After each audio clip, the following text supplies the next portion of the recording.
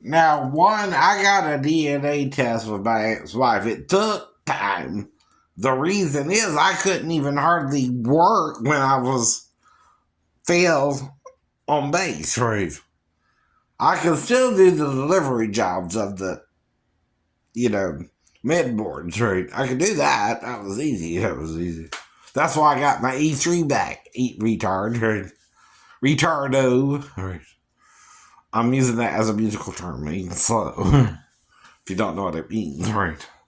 It's a musical term that means you're slow, right? You won't listen, right? The DNA said he was 99.99% my son, so don't even worry about that, right? But his mom wasn't abusive to him. He never told me that, right? You're putting words in my own son's mouth, right? He never said to me, right? I know that. That's another problem with you. You like putting words in people's mouth they don't say to you. That's from your head, stubborn. Right? Not mine. No. That's how you see things. Not how I do as the actual person living his life who you're not even vicariously living your life through. Right? You're just putting thoughts and ideas in my head I don't even think that way about. Right? See, most people know if you're injured in the back and ankle, you're pretty much done as far as a career is concerned, unless you can get into the entertainment industry, and I don't know how to really do that. Right. And the problem there is their arrogancy, right? They think they're the only ones who can do that stuff, right? When they're full of crap, right? I know they are. And that's your problem too. You think you're self-righteously, right, condemning me and my ex-wife's divorce when she left me stranded in Tennessee, right? That's not something a couple normally has to deal with when going to meet her parents, right? The wife don't leave the husband stranded on the side of the road in some gas station, right? In Bucksnort, Tennessee, normally either. Although she's more pissed off with me than she's letting on. That's the problem for me, ain't it? Right. Not my son. Me. That means his mom don't give a damn. She leave me stranded in the middle of Timbuktu. And what are you supposed to do about it? Right. If she does, try to find the way back to the damn Virginia, I guess, from Tennessee. Right. Call your mom. Right.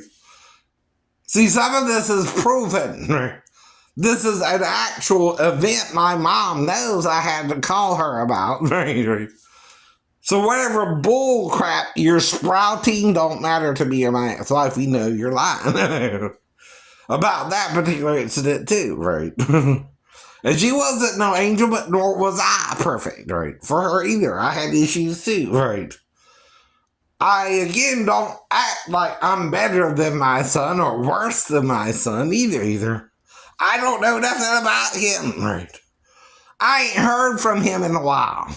He don't call me regularly, even though once I found out he was my son, I started calling him regularly, right? From the day I found out, right, I started trying to get in touch with him at least at his grandma's house every Christmas and birthday, which is November and December, right? I at least called him yearly, right, on those 2 dates. If not another holiday where I'm also seeing if he'll reach out to me, right? A relationship can't be one-sided or it ain't gonna work. You know that, right? She met my parents, but I never met hers, right? That's what we were supposed to be doing, right? And we got a 19-hour drive ahead of us, and she's all pissed off because I'm speeding through the damn mountains. What the fuck? Who cares? Excuse me for YouTube, but yeah, I gotta be back to work by Monday, Daphne. You understand? I have to be on base by 8 o'clock Monday morning. Whether Miss Walker knew that or not, right? Or cared about that or not, right? If I'm speeding through the mountains, there's a reason, right? I gotta get back to Arkansas and Virginia in under 3 days, from Friday, Saturday, and Sunday, and be back by Monday morning at 8 a.m. You understand, idiot? And all I know is the crazy bitch, excuse my French there, Daphne, but come on, left me stranded in Tennessee. Now, I don't know what you would call her if your wife did that to you or your husband did that to you, ladies, on the same thing. What if your husband left you stranded in some state, right? You didn't know nothing about. How would you feel? That's what Jesus means when he says you won't put yourself in someone else's shoes to actually hear the story they're telling you. That's what he means too. You only identify with things in your messed up mind, which are wrong, and you admit you're wrong. You stay in your wrong. You love the wrong you do. You love it more than doing right. That's the whole problem here. The devil showed us how to do wrong only once. We're still following him into sin. Yes, we are. Yes, we're still doing it. We're doing the knowledge of good and evil still. Still. Which means you're judging each other like we're exactly the same when we're not. No. And Daphne had problems with men too, and I had problems with women too. She wasn't my first sexual experience, nor was I hers, I'm sure. Now, we're not doing a comparison. I don't even know what that would be, but I had about 10 relationships at least that I can kind of verify before I met her. Right? I had 6 up to Sheena, right? And then 1, 2, 3, 4. 4 after Sheena, right? Trying to also move on from Sheena, right? Then Daphne in February, right? I didn't date no one for that rest of that year, right? And October was the last time I kind of was with somebody, right? Of 93, right? Then, in February 15th, I met Daphne at her neurology appointment. That's when we started. We hit the sheets the first day, right? Dancing in the sheets, yeah. Dancing in the sheets.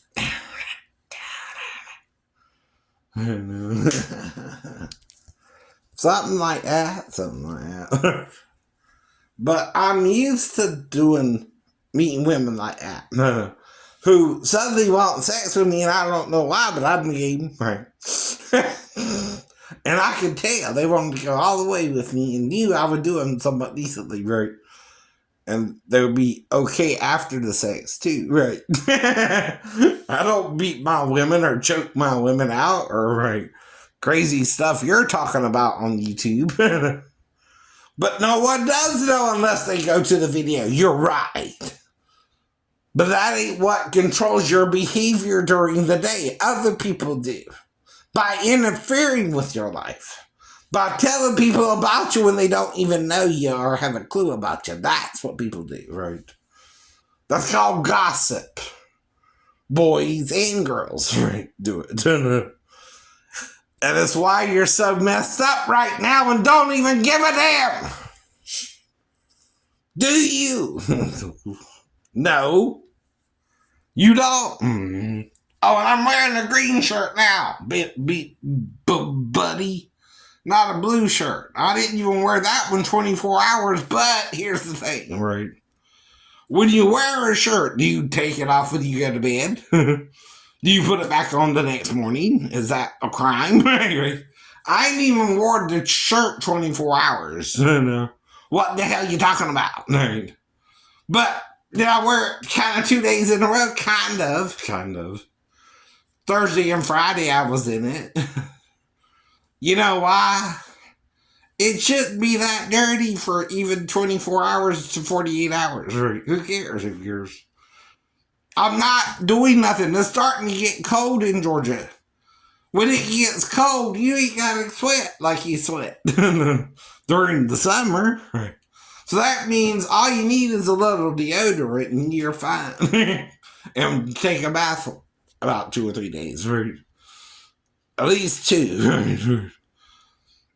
Because the temperature affects the water hitting your body and the temperature of the water. Right. When it's summertime, you again are sweating more. Right. Your hair gets damper more. Right. Things like that. That's called sweating in Georgia.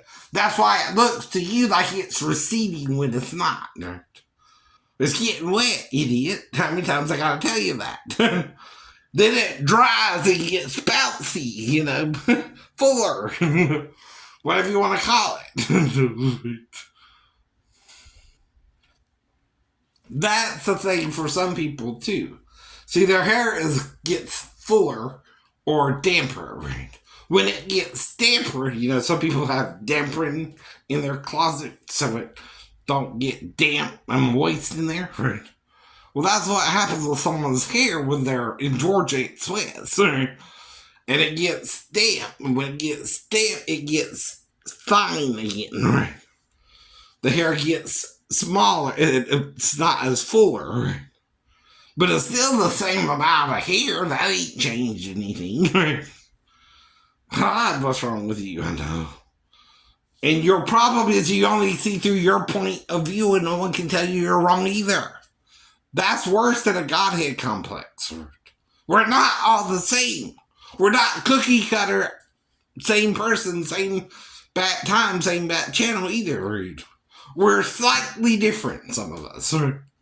We're slightly the same, some of us. Some of us think we're the same, but are still different. You understand? I'm just trying to tell you that. Well, we're different colors and we're different breeds. And different people have different needs. Don't you understand that? If you eat pork or I eat pork and you don't, I don't give a damn. More pork for me. I ain't gonna make you eat something you don't want to eat, but don't just cast out your own children for eating it if other people eat it either. You understand the point? The law is trying to make to you how cruel it can be to your children. See, the thing about a crime is you must punish the criminal. Or you can forgive them that way too. Right? You got a choice there. Which do you think Jesus is saying the higher law? To forgive the sin, right? Because when you condemn adultery, but yet you're looking on women with lust in your heart, you've done committed adultery in your heart, idiot. That's what it's saying. Right? It's not adultery yet. Just in your heart. You're thinking about it. That's what it means. I know. And we're not supposed to be perfect people, right? But we're not also supposed to kill each other over our mistakes, every little mistake we make either. That's the problem too here, right? The knowledge of what is right and wrong is the whole problem here, right? I know you're doing this wrong, so I'm right, you're wrong. And I'm going to punish you for your wrong. That's the superior mindset of Satan, right? The enemy. When you're doing the same things, right or wrong, right or wrong, right? You all are.